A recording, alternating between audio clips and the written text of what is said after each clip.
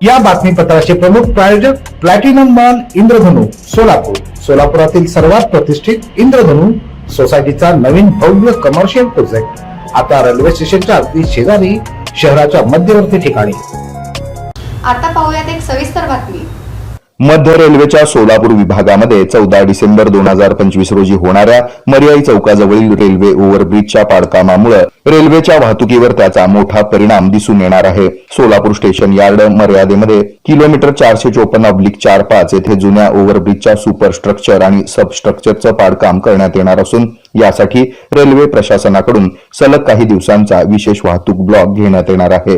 पहिला mega block 14 December रोजी होणार आहे। या दिवशी सकाळी 8:30 ते संध्याकाळी 7:30 या 11 तासामध्ये एकूण 9 गाड्या पूर्णपणे बंद राहणार आहेत। काही गाड्या वळवण्यात येणार आहेत तर काही शॉर्ट टर्मिनेट आणि पूर्वनियोजित करण्यात येतील।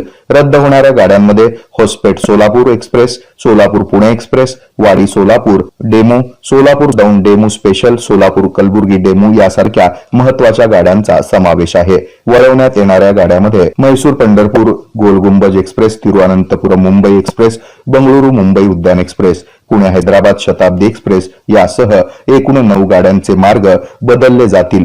या गाड्या मिरज, हुबळी, लोंढा, कुर्डवाडी, लातूर मार्गे पर्यायी मार्गाने धावतील।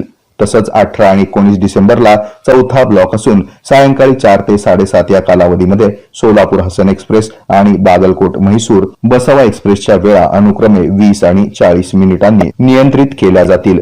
14 ते 19 डिसेंबर दरम्यान या ओव्हरब्रिजचं पाडकाम होणार असून 9 गाड्या रद्द तर अनेक गाड्यांचे मार्ग बदलण्यात येणार आहेत।